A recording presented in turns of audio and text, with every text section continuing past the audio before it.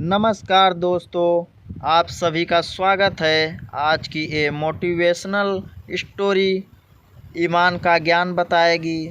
तो चलिए शुरू करते हैं। काफ़ी समय पहले की बात है। प्रतापगढ़ नाम का एक राज्य था। वहाँ का राजा बहुत ही अच्छा था, मगर राजा को एक सुख नहीं था। वह यह था कि उसके कोई भी संतान नहीं थी और वह चाहता था कि अब वह राज्य के अंदर किसी योग्य बच्चे को गोद ले, ताकि वह उसका उत्तराधिकारी बन सके और आगे की बागडोर को सुचारू रूप से चला सके। और इसी को देखते हुए राजा ने राज्य में घोषणा करा दी कि सभी बच्चे राजमहल में एकत्रित हो जाएं। ऐसा ही हुआ।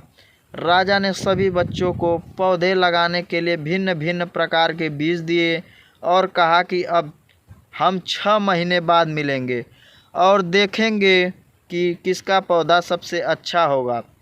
महीना बीत जाने के बाद भी एक बच्चा ऐसा था जिसके गमले में वह बीज अभी तक नहीं फूटा था, लेकिन वह रोज़ उसकी देखभाल करता था और रोज़ पौधे को पानी देता था। देखते ही देखते 3 महीने बीत गए। बच्चा परेशान हो गया।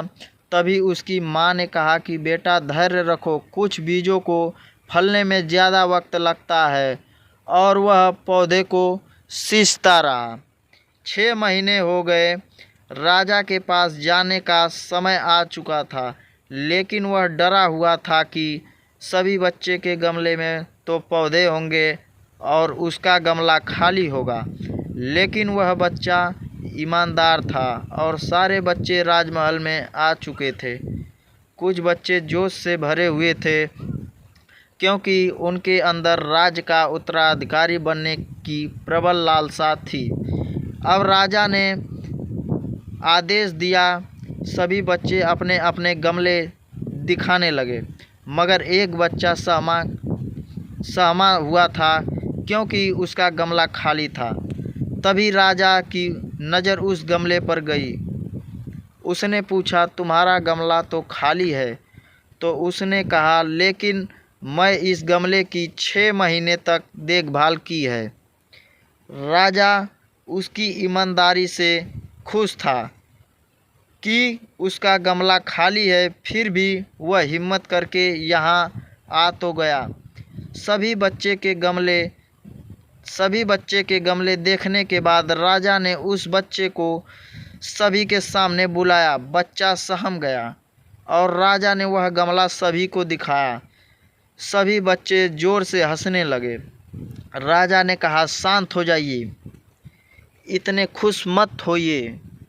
आप सभी के पास जो पौधे हैं वो सब बंजर हैं। आप चाहे कितनी भी मेहनत कर लें, उनसे कुछ नहीं निकलेगा।